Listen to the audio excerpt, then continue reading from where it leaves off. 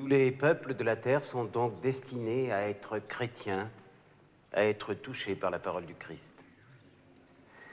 Or, voici que nous découvrons une population inconnue qui n'a jamais entendu parler de notre Seigneur, de la rédemption, de la croix. Ah, mais si! On a trouvé des traces, des croix. Non! Non! Rien de sérieux. Vous vous êtes vainement efforcé de prouver que ce continent avait été visité par un des apôtres. C'est faux! Jamais la parole du Christ n'a été portée sur ces terres. Ce qui signifie quoi?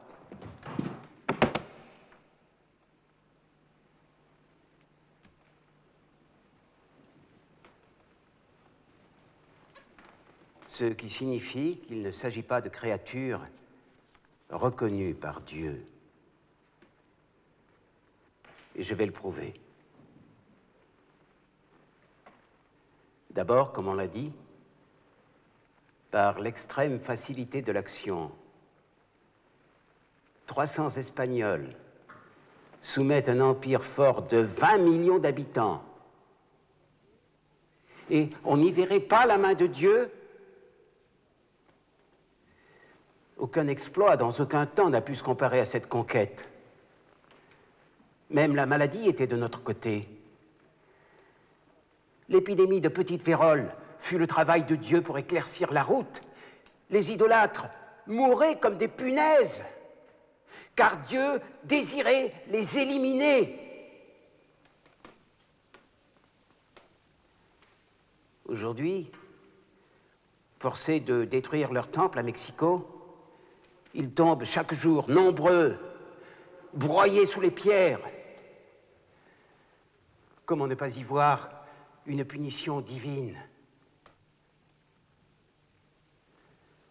De même pour les mines. Je sais bien que cela peut parfois ressembler à de la cruauté humaine, mais comment expliquer que les indigènes obéissent si facilement aux Espagnols? Ne sont-ils pas déjà pliés par la main de Dieu et comme jetés dans l'enfer?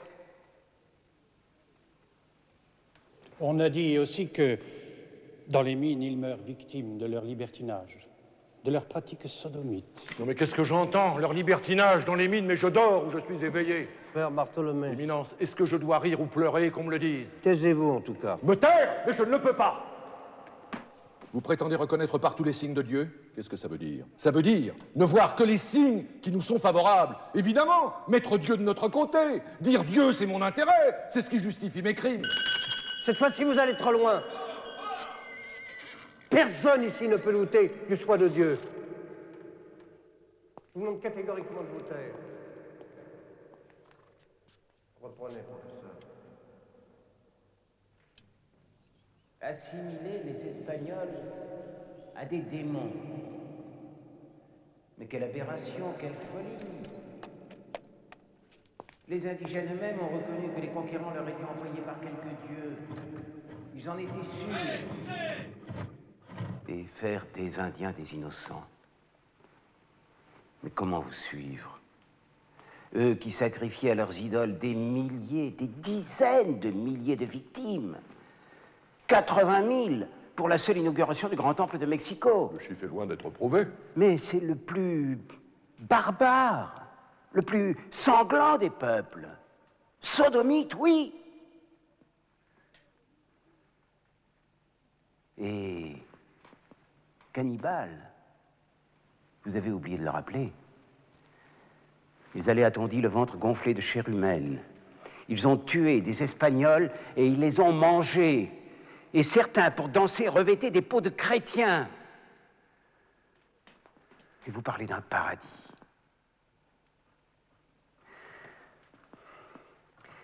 Vous dites qu'ils ne savent pas mentir. Mais ils vous ont trompé continuellement. Dès qu'un peuple sait parler, il sait mentir. Ces Indiens sont des sauvages féroces. Non seulement il est juste, mais il est nécessaire de soumettre leur corps à l'esclavage et leur esprit à la vraie religion. À supposer même l'absurde, à supposer qu'ils soient innocents, notre guerre ne serait-elle pas justifiée Une guerre menée pour protéger des innocents contre des chefs tyranniques. Des chefs qui mettaient à mort leurs hommes pour les dévorer. Professeur, je le répète, nous ne sommes pas là pour parler de la guerre. Ces conquêtes sont choses du passé. Nous sommes ici pour décider de la nature des Indiens. S'ils ont une âme semblable à la nôtre, s'ils peuvent prétendre à la vie éternelle. Je demande clairement votre avis. Aristote l'a dit très clairement. Certaines espèces humaines sont faites pour régir et dominer les autres. À votre avis, c'est ici le cas? Oui, Éminence. Ils sont esclaves par nature. Cette affirmation demande des preuves. Ils ignorent l'usage du métal, des armes à feu et de la roue. Ils portent leur fardeau sur le dos comme des bêtes pendant de longs parcours. Leur nourriture est détestable, semblable à celle des animaux. Ils se peignent grossièrement le corps et adorent des idoles affreuses. Je ne reviens pas sur les sacrifices humains. J'ajoute qu'on les décrit stupides comme nos enfants ou nos idiots. Ils se marient beaucoup trop fréquemment. Ils ignorent la nature de l'argent et n'ont aucune idée de la valeur des choses. Ils échangeaient le verre cassé des barils contre de l'or. Eh bien, parce qu'ils n'adorent pas l'or et l'argent au point de leur sacrifier corps et âme, est-ce une raison pour les traiter de bêtes? N'est-ce pas plutôt le contraire? Frère Bartholomé, vous aurez à nouveau la parole. Rien ne sera laissé dans l'ombre. Pour l'instant, restez silencieux.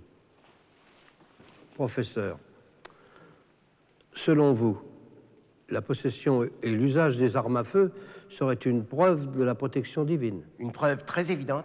Cependant,